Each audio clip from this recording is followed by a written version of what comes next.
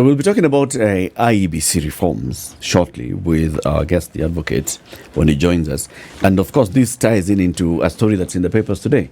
The National Dialogue, it's called the National Dialogue, what? Talks. Committee talks of the talks. Kitu kama hiyo. We'll be doing that. Let me get that story and read it as we get our guest coming into the studio.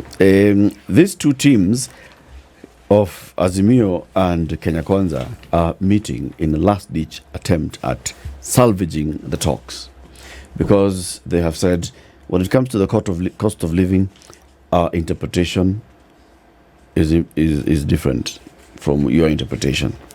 But among the issues that are being discussed in the National Dialogue Conversation CT was reforming the IEBC, not reforming the IEBC, reconstituting the IEBC. The IEBC does not have a single commissioner today. There's a method that's been set out in law on how to get a commission in office. And this starts with a selection panel. There is a law that says how you shall create the selection panel, the members of the selection panel. Okay? So, several amendments here and there, mischievous amendments 1, mischievous amendment 2, 2A, 2B, 2.3, 2C, has ended up with some selection panel.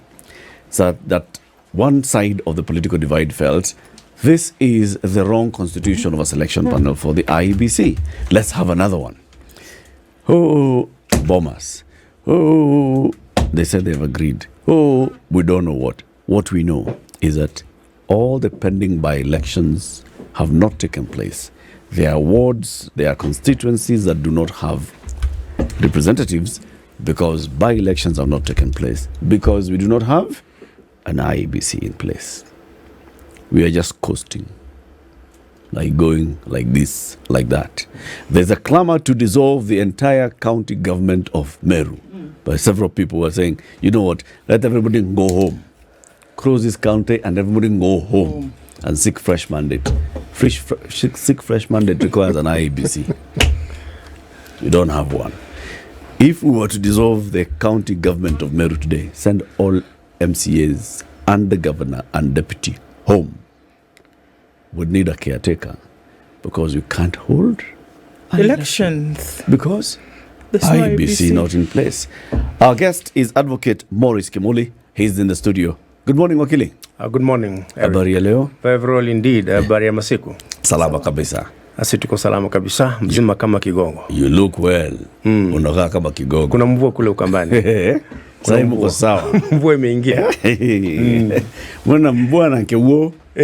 Talk. Haya. Seti. Patia Wakili methali ya siku. The week's proverbs are coming from Namibia. Yes. Namibia is this country that's 1.5 times the size of the country of Kenya, with a population that is half the population of Nairobi County. We should go there, isn't it? We should. What percentage of that country is a desert? Most of it. Okay, so you see. And I mean most of it. So okay. Literally. Okay. Yes, that's a country where water is actually an issue. Sparse. Yes, it is. But it is not devoid of minerals and natural resources. No, it isn't. But very sparsely populated. Very. Alrighty. The proverb. The proverb. A parasite cannot live alone. A parasite cannot live alone. Yes. Wakili, your interpretation of this one? Well, I think in its most natural sense is that if you're parasitic, you must have a host. A host. Yeah, and there are people actually who are just like that. Yeah, they cannot just live alone. They have to live off, not the sweat of their brow, but off the sweat of others. In Kambani, we say there are people who chew stones with other people's teeth, and when they are chewing stones with other people's teeth, they are very happy because it's not your teeth. You will say it in Kikamba?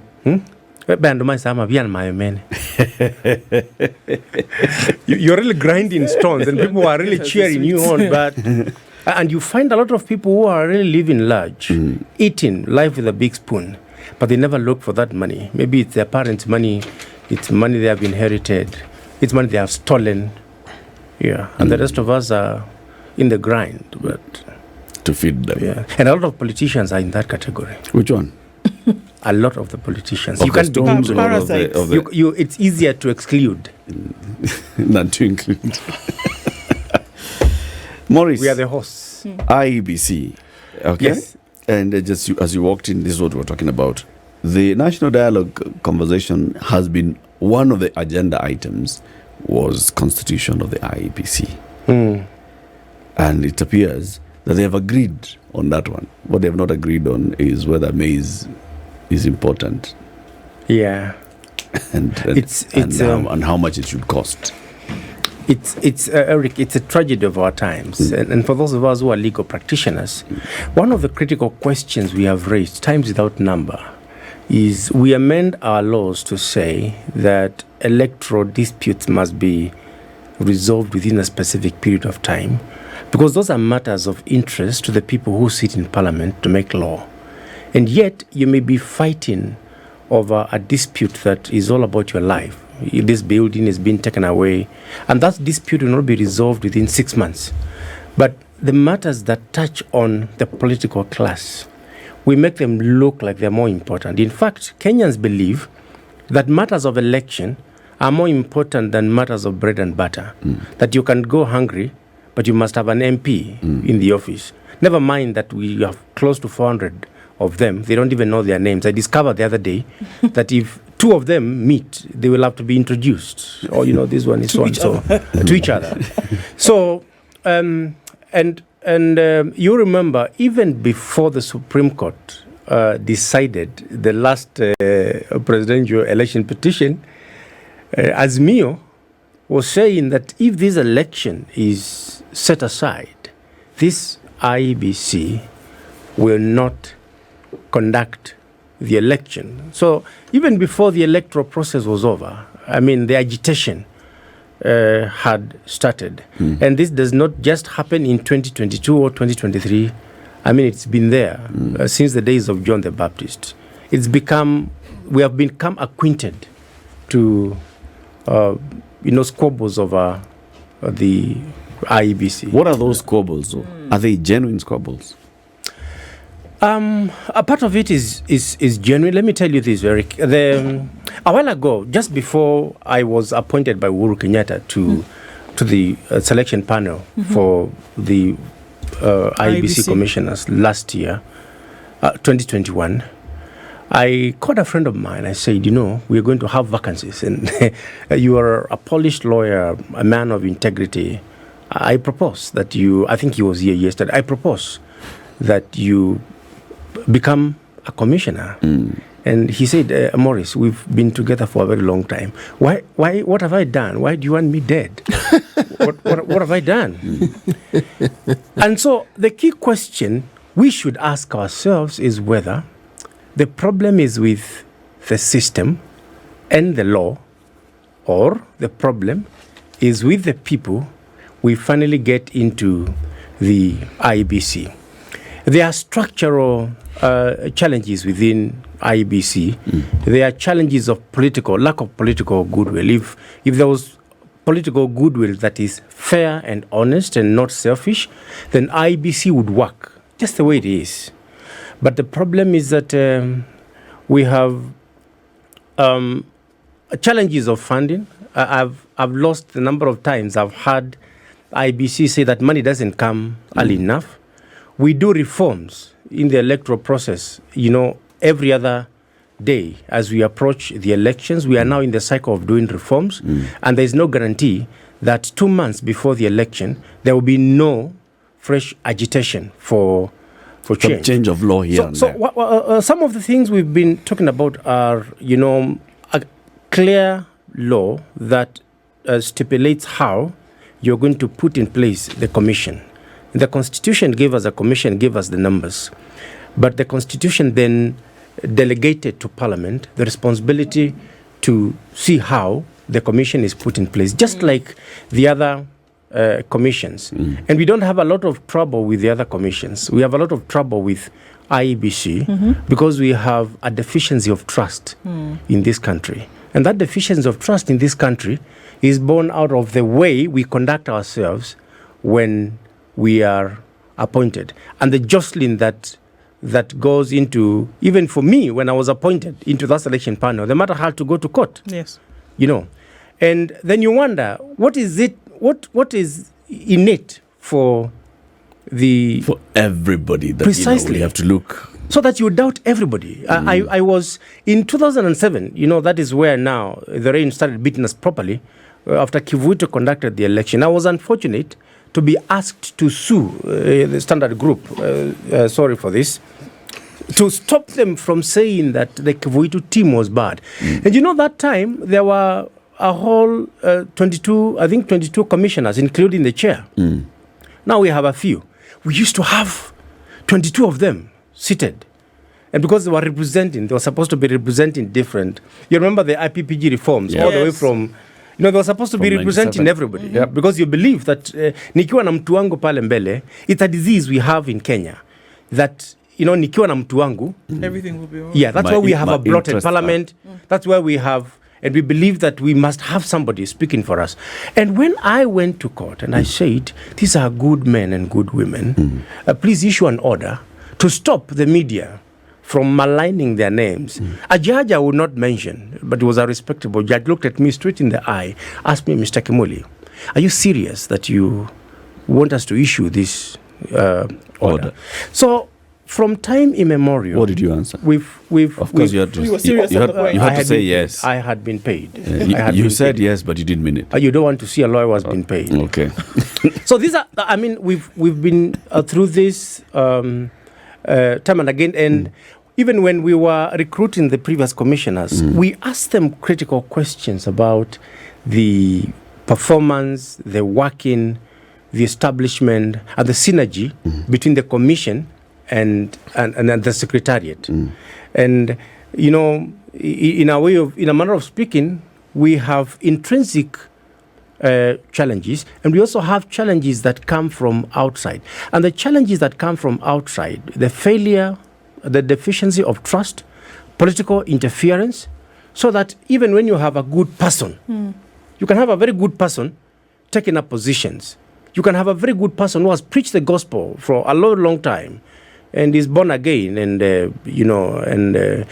he goes to parliament and he becomes something completely different. He gets a public appointment and he becomes something completely different. Okay, does he become something different, or does he become what he always was? Does the ecosystem within parliament, or whichever position that they now acquire, does it then provide them with the opportunity to bring out their true nature?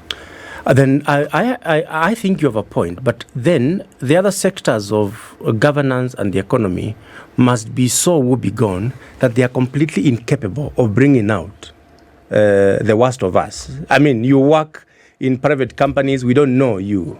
You work in church, we don't know you. You are a bus driver, we don't know you. You are a teacher, we don't know you. I mean, how does it happen that we only get to know you when you get a premium public appointment, or when you become a politician? My pastor, because the arena of public appointments or public office has more lights, more spotlights. Yes. So we can now see you in your true colors. Yes. We can see you in 4K. Yes. The other time we're just seeing you in standard definition in those up. But when you enter this arena, you've been appointed, you've been elected, you go into parliament, the entire floodlight of the stadium is on you. Some people can probe you. We can clearly see you have cracked lips, you have a pimple on your nose, all those things. Oh, you didn't do your makeup today. You have a bad hair day. Yes. All those things are now clear to be seen. And there's a camera focusing on you and projecting it on a giant screen in the stadium. So the true you comes out. Yes. So we're looking at an IEBC which unfortunately has been used by the powers that be over and over again. Yes. And usually those who ask for electoral reform usually are those who've been slighted by the outcomes of an election. Yes. Now, can we get to a point whereby, as you say, it shouldn't matter who it is sitting within that independent body who's going to oversee the runnings of elections and boundary allocation in the country? void of any kind of political interference, you'll find that it could be the same people on the other side of the divide. And if things went their way, there would be no call for electoral reform. The folks who win never. I've not seen it, unless I'm wrong. The folks who win the competition never call for electoral reform from a boundaries commission. Doesn't matter if it's in Kenya, doesn't matter if it's in Namibia, South Africa, Nigeria. If you're on the winning side, you're not calling for electoral reform because things have gone your way. Usually we see that the call for electoral reform comes from the side whereby the manipulation, which may or may not have taken place on the winning side, did not succeed on the losing side. Can we get to a point whereby we see a commission, selected individuals, void of any kind of political interference? Because, like we keep saying, we don't have a problem when it comes to the thousands of elections that take place. But there's an issue with the presidential. We say this thing needs reforms only for the outcomes of a presidential election. Why is that? And can it get to the point whereby individuals can be selected, not mattering where they come from or who they are, but we say an election must be carried out, and let us be sure that it has been.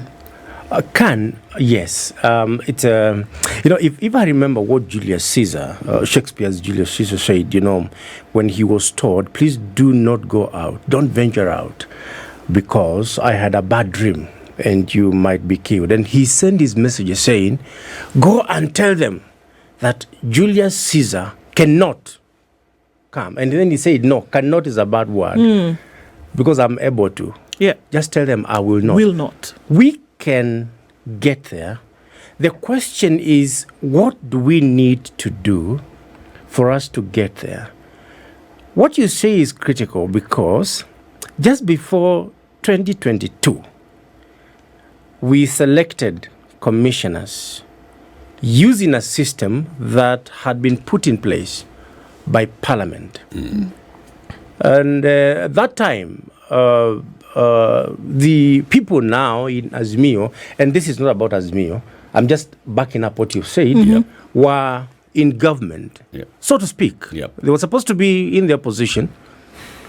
None of them.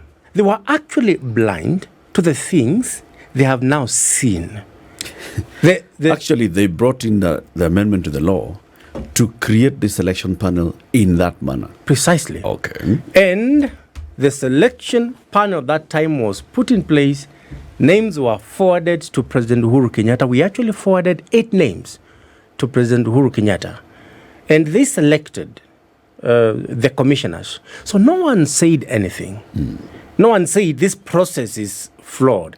But now, because the boot is on the other foot, all of a sudden, when we've just concluded an election, you want to do away with that system. My father used to tell me a small story. He used to tell me, a lion cannot eat more than 2 donkeys. And I said, it makes a lot of sense because, you may not finish 2 donkeys. He said, no. The point is this, by the time a lion kills 1 donkey, in Ukambani, a donkey is the fiercest, domestic animal. We didn't even know that there's a giraffe that can, with 1 kick, split the head of a lion. My father told me by the time a lion eats 1 donkey, it will be so scourged in terms of kicks that if it eats a second one, it will die a natural death because there is no ICU in the forest. Now in Kenya, it has become the situation that you cannot conduct 2 elections. In fact, with the same IBC. You can't. We cannot. We will agree on these commissioners and we will do everything. But once they eat 1 donkey, out. It is very difficult. In fact, I was mesmerized when my classmate, Chiloba, got another appointment after going through IEBC. It's almost a death sentence. The moment you serve. It completely... And it affects you and people look at you. I've spoken to some of the commissioners, particularly, and they say, people look at us as people who have bungled elections. People look at us as people who have been paid. And that's the same thing that is happening with the Supreme Court, because the Supreme Court has the unfortunate constitutional mandate to determine the disputes relating to the presidential election. Yeah. And you know that we insult them from here to Timbuktu. Every time they have to make a determination. So it's not just about the IEBC, even where the court comes in to determine electoral disputes relating to the presidential election, we insult. We take them to the... We put them... And that's why I agree with what, just jumping on to what Ndu was asking, I want to put it to you because you had said earlier, we have a deficiency of trust. It's not we. Let's single out the people who have a deficiency of trust. Okay? We, the citizens of this republic, a majority of us, a vast majority, don't have a problem with whoever... my headphones. Let me just put it down there for a bit. With whoever is in office, right? We don't care. Whoever is in office, they call us, they tell us there's a by-election in, well, those 2 by-elections where people are fighting in Western the other day. Before Matungu and wherever. Yeah. People turn up, whoever is the commissioner, at that local level, the person who is the returning officer and the presiding officer, those are the electoral commissioners that we know. We have absolutely no issue with whoever is there. We'll go, we'll cast our ballot, we'll go home, we'll wait for the results. The things will be counted, we'll be there, we'll be observing, we'll shout here and there. And we have no issue at all with who's in office. The people who have an issue are those people at the national level. At whatever time. It's Raila Odinga, it's Kalonzo Musyoka, it's Musalia Mudavadi, it's William Ruto, it's Uhuru Kenyatta, it's Martha Karua, it's who else? Those people at that level are the ones who have a problem because they are invested in other ways that we are not invested. We are invested in getting good leaders. They are invested in something different. I don't know what it is. Makes me think, and I've thought many times, that looking at the electoral history in this country, the short Uhuru Kenyatta concession speech of 2002 should be forwarded to the National Archives for preservation. Because we may not see another concession speech by a main presidential candidate very soon. What we are being treated to is, but as I've interacted with the politicians, if you lose a major game, kule kwetu Mshomoroni, wanasema kwamba mbaazi akikosa kuzaa usingizia jua. And for a politician, for you to maintain relevance, if you accept that you are beaten, and accept that for Azimio it may be very difficult to accept that they were beaten because everything was working for them. There is no other way you can pacify. Was it really working for them? In their perspective? No, for the very first time, we had somebody running who was actually supported by the system, that you could get every door opened for you if you needed it opened. You could access the police, you could access public. But you're not being bludgeoned. It isn't the first time we've had that. In 2002, yes, Uhuru Kenyatta had the similar support. Yes. And he lost. Yes. True, but not somebody like Raila Odinga. I mean, Raila Odinga with the system should essentially have covered the 200,000 votes, assuming that the electoral process was okay. I mean, we must assume that now because we are past that stage. But doesn't it show that the fact that we're having this discussion means we haven't passed that stage?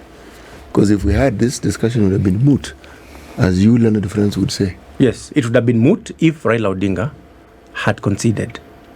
If he had conceded, said, look, the Supreme Court has decided. I am not satisfied, not like Al Gore said. And like Hillary Clinton said a while ago. Like Raila said in 2013. Yes. I'm not satisfied, but I accept. Yes. After the determination by the court. If he had said that I am satisfied, the rest of us would follow suit. We would believe that our systems are working. But now we are at a point where we doubt Parliament when they begin to make law. We doubt the commissioners. We doubt everybody who works for the IEBC. We believe our politicians What they tell us is what we follow. And I have spoken to a lot of people who are very profiled human beings in this country, professionals, learned, well-read. And they will tell you that if push comes to shove, I can take a bow and arrows and get into the forest. And then you wonder, what is it that gets into us that you can even... when you can have buttered bread, you have money, you can have buttered bread in your house, and you can drive a car, and you can sleep well, and actually afford to snore without fearing that somebody will come to wake you up to steal from you. When you have that social security, you still feel that because somebody lost an election, you can leave all that. Yes. Get a machete Yes. and get into the forest. You've actually gotten to the heart of the matter. Yes. What is it that we consider to be important with our electoral system? What is it that we would consider satisfactory? What is it that would satisfy us? Because Mwai Kibaki and his ascendancy to power in 2002 opened a very unique door for this country. Meaning, multipartism was seen to work. Somebody can actually be elected, the person who loses concedes defeat, and you actually had a government of national unities, so to speak. There was someone in the opposition, we understand it, but we saw it happen. And we even saw how it was progressing until the politics of our time and the interests of politicians got in the way of things, and an opportunity in my mind was lost. Yes. And I think a lot of it is about our selfishness. It's we like to associate with those we think have control of resources, because in this country, if you are the president, you can do almost anything. You can override and subvert other offices. You can subvert the jurisdiction of the control of budget. You can subvert the jurisdiction of the Public Service Commission, so that you will advertise jobs and you will interview 300 people. And when you return the results, by some magic, heavenly sent magic, the person who vied in support of the president and lost emerges As the most suitable. And there's not just one. You recruit PSs, you recruit everyone else. And the people, all of a sudden, regardless of how qualified the rest of us are, by some magic, the people who impress the Public Service Commission and the interviewers, you put in place a selection panel to a commission, and the person who emerges tops, you look at their antecedents, and you discover in the last general election, they contested or they campaigned for so and so. So we believe that mtu wangu akiwa pale mbele, my issues are sorted. Mambo yangu yatakuwa shwari. And that is the problem. We have not yet matured our democracy to the level where I can be comfortable if you are president, regardless of where you come from, where systems work so well that you cannot manipulate them to benefit those, and even where you give political positions, like in America, the president will appoint openly members of his party and the people who supported him. But the other aspects of government work so seamlessly, so that in America, whoever is minister for housing does not matter. It doesn't matter. In Kenya, if you are minister for roads, it means that I am going to get tenders. And if you are minister for water, it means I am going to get a borehole drilled in my compound. Yeah. I was insulted a while ago when somebody said, because you've supported the government, we can come and do a borehole for you in your compound. Now, if I was a fool, but just supporting the governor, I would get a borehole. So you didn't get a borehole? No, I can't. Why? I'm vastly Eric. I'm vastly able. Why would I get a borehole when there is no water in the neighborhood? You can supply to the neighborhood. No, from your borehole. the reputational risk. The reputational risk, and some of us have a conscience. It's okay for me to drink water, saying that I'm harvesting the fruits of supporting the government of the day. But what about the legacy of your name. insults. People are saying, huyu jamaa huyu, hii maji unaona akikunywa hapa hii. Hata hii ataitapika Let tu. me tell you now, Maurice Kimuli. People now look at you and they're like, huyu mtu alisupport your governor. Akaingia. Na hata maji. Hata maji. Yeah. You were in the selection panel of the IEBC that brought in the Cherera 4. Yes. Okay. Now, this had been after some amendments to the IEBC Act that Yes. looked at how we constitute it. Yes. Soon after, the new administration comes in, they amend the law again to reconstitute how the constitution of the selection panel is constituted. Yes. Now we have talks in Bomas which are looking at how to reconstitute the reconstitution of the law and the reconstitution of the constitution panel Yes. of the IEBC. Yes. What is ailing us? Can we remove politicians from this whole process? We've said this before. We've advocated for this. Can we say that IEBC can be selected in any other way that does not involve the players in the game who think they're the most important player, and yet they're not? Because you see, in an election, what is an election? An election is that process where we, the sovereign, are delegating our powers Yes. to officials in office. Yes. Those officials in office to whom we are delegating powers behave as if they are the most important I thought they're delegating powers to us. element in that process of delegation of power. Yes. I think we lost that opportunity when we had the momentum for changing the law in the year towards 2010. I think with the lessons that we have learned now, some of the things that now require politicians to, adjudicate and to operationalize should have been decided by Kenyans so that they would have been cast in stone. And particularly because the chapters of law that deal with our independent commissions, which are actually now they are supposed to be the fourth arm of government. Totally independent. But we've not seen that happen. We are seeing commissions, repeatedly answering to... Subservient to... Precisely. And to the appointing authority. Yes. And corruption has infiltrated even commissions that were supposed to protect us. My father tells me that there is a fence that eats the crops. My father has a way of teaching.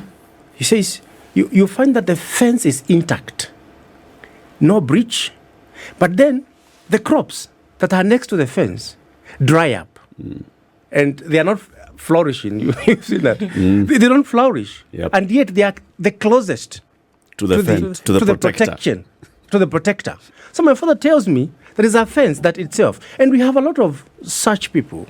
They get into office. It is intended that they protect us, but they are the source of our torment, our misery. So you can attempt to do away with politicians now, but who will make that decision? Our constitution and our system of law and legislation is structured in such a way that now, unless you amend the constitution fundamentally to remove politicians from these processes, they have to take part. And I heard Raila Odinga say the other day that we are the players.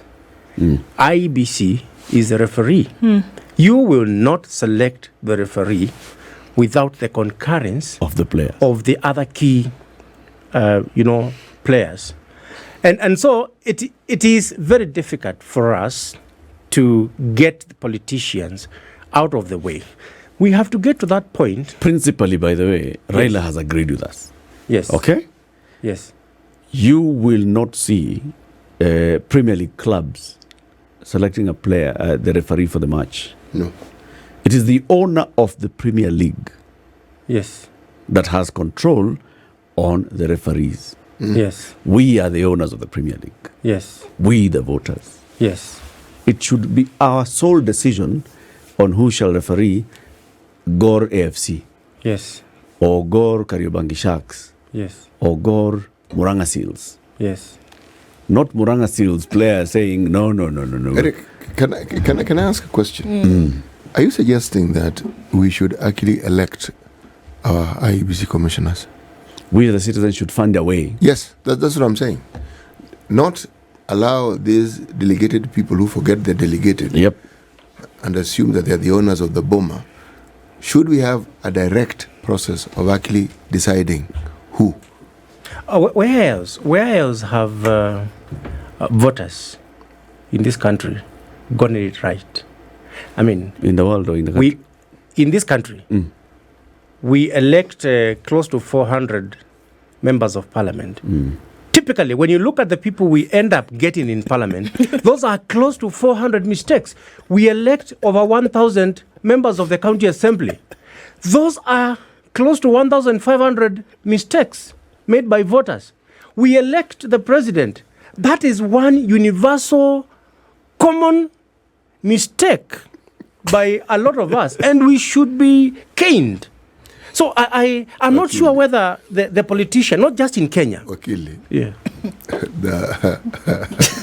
Where else? I like your sense of humor. I don't think we make a mistake. I don't think so. Our electoral process and the outcomes, if there's anything that tells us who we are and what we are, it's that. So should we then trust ourselves with selecting the referee? That's the thing. That's what the Wakili is asking. No. I If we end up making all these mistakes, 1,800 You see, of them, I'm of the view we're not making a mistake. You see, we're just being ourselves. yes, there's something. We were talking about this analogy of the borehole. See, his reaction constitutes the road less traveled. Because he doesn't want free things, but more importantly, he doesn't want to owe anybody an unnecessary favor. Because he understands, if you accept that favor, You lost your power. you've lost. He understands it. Now, we didn't get to the position that we're discussing here in a day.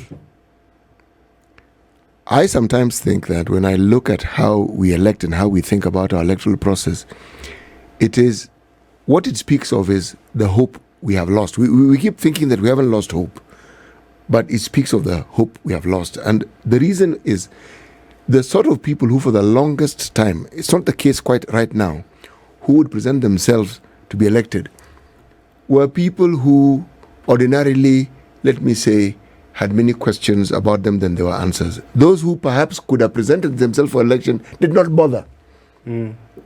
Those who might have brought about those changes didn't bother. They did not see why they should bother. So we find ourselves where we find ourselves. But the heart of the matter, if you ask me, is when you are going through the motions because you understand that at the end of this motion, irrespective of what happens, you never really have a say. And that position of despondency is what I feel the voter is at. That, it doesn't really matter. These guys are going to do what they want. Anyway, whoever we elect. So the gleam of hope is in if somebody who I identify with, my tribes person, And you extort them a bit. yeah, that is where I might get hope, because if it's my tribes person, I'm likely to have a relative who knows him, so something may get to me. Because we don't believe that government will do the good. Now, the crafters of our constitution understood this well. That's why we have county governments. But the same is being repeated in the county governments. Precisely. So our own people whom we thought might be our shield and defender are the very few people, and they're even, what they're doing is worse than what we thought the national government could do. They are the fence. They are the fence. Yes, exactly. Assume we had 47 commissioners of IBC elected by every county. I can tell you, we are likely to end up with 47 mistakes. Even in Nairobi, if we say Nairobi, select one person for us, and they give us my brother from the Greater Kitondo clan, Mike Sonko. A lot of the people will believe that we have the right man for the job. The rest of us will think, what the hell were you thinking? These Nairobi Well, people. because politics do not necessarily return. I personally rather liked Mike Sonko. you did, didn't you? Yes, I did. He represents something very new and something very fresh. And he'll be a very moderate referee. Forget the refereeing bit, okay? This is a man who was genuinely popular.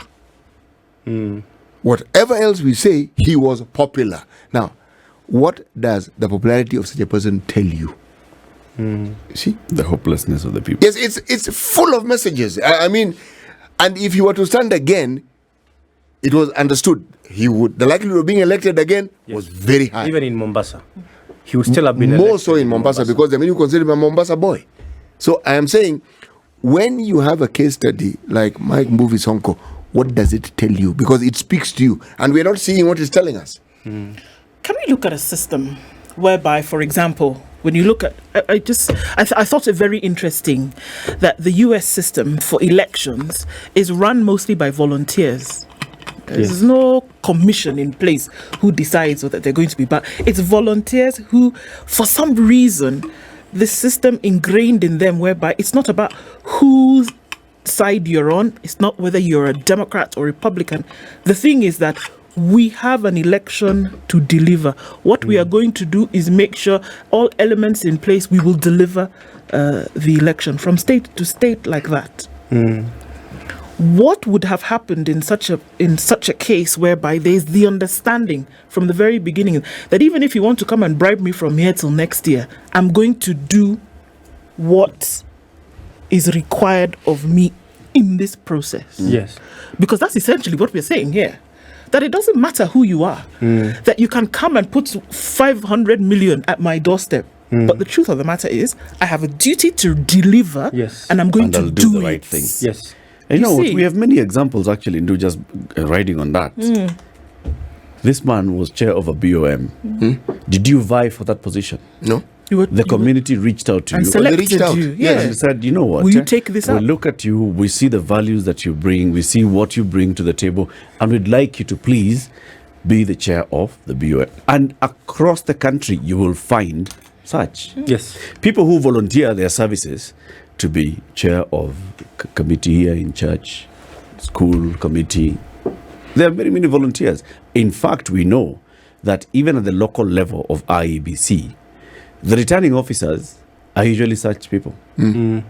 People who are respected in the community, the presiding officers. It's headmaster so-and-so, headmaster so-and-so, mzee so-and-so. Who are that? So we already have a system that works. And we used to. And is trusted. I think we also need a measure of discipline for that to work.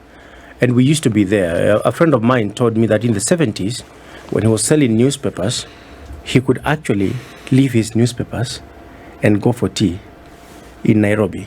And somebody would come who needed a newspaper. They would pick a newspaper and leave money. And there would be coins there. They would even change the money and leave. Yes. It used to happen. I mean, our transport sector used to be very different. What you're saying is actually true. Yes. Because it's something I witnessed. Yes. Yes, it is true. So that level of discipline, it begins with personal respecting yourself, having a conscience. And that personal discipline will make things work. And in America, before Trump, we have people, and I've interacted with people in those countries, and they have such a high sense of personal discipline And integrity. They don't even they don't even get late. They feel bad when they get late. And it has nothing to do with their religion. No. Yes. No. No. Yeah. It's just the ethics by which they live. Yep. And they also elect judges. Yep. You know, they vote for judges in America. Some judges are actually elected, voted for. They even vote for public prosecutors. DPPs. Precisely. Yes. And the Attorney General in America can tell the president no. And he is appointed by the president. He can say, this one, No. I will not do. So in this country, we get good men and women. But whatever happens, you know, when it comes to carrot and stick, we want them to do what it is that we want done. And if they don't, you might leave your children. I don't want to go into a lot of these things, but it's reality that, you know, you will be threatened. Yeah. You'll be given the money. You say no. Somebody could tell you we are going to deal with you. And we live in such a lawless country sometimes that people who do some things are not held accountable. So over and above changing the letter of the law to change the way we select our commissioners to the IEBC, we should ask ourselves, where did the rain start beating us? Because the problem is not the legal framework in place for putting into office commissioners. It is the problem characters. I've begins told you, far. Maurice. And yes, It is the characters, the individuals exactly. who have been in our politics over the last, say, 40 years. Yes, I would put it to that. yes, Those are the ones that came in and spoiled the system. They're the ones who came in and poisoned the water. yes. If we are able to get them out, and hopefully the next generation has not borrowed heavily from them, then we shall be okay. Do you think the next generation? Unfortunately, It'll be worse. this next generation has been Much brought worse. up by this Much, same much worse. wrong characters. The conditioning has already As taken I look place. at 2032 and I see that old generation of those who have been in politics of this country for the last 40, 50 years will be gone. But unfortunately, those that will come after them are their children. I want to be- Politically. I want to be hopeful today. You know why? That sometimes when you look at these very murky waters that we speak of, even very edible fish live in muddy water. Okay? Yes, true. There are many, many young people who are disciplined and young people who actually want to uphold the rule of law and want to live upright lives. There are Very many. true. There are many. Now, it's those on whom I would put my hope. We need to identify them. Yes. My pastor, he is now late, Reverend Matiti, told me, I said, Maurice, there are things you do not do today. Not because you cannot do them, but because the opportunity has not presented itself. I may say, I may condemn those who marry two wives. I may condemn those who steal public resources. But the question I must ask myself always is, if I got the opportunity, and in Ukambani we say, a beautiful girl only passes across the compound of a poor man. It's a proverb. It's only when you are poor that you see a very beautiful girl crossing your compound. And you say, oh my God, if I had money, I would take cow. Then you don't have the cattle. You don't have. And then you can't get That girl. you can't get the girl. And so we must begin by talking to our children. I tell my children when I pray for them, please, whatever you do not take that which does not belong to you. Thank Don't you. be corrupt. And we need to begin that conversation. Absolutely. Because the law will not do it for us. Asante Maurice. This is the Situation Room, the only way to start your day.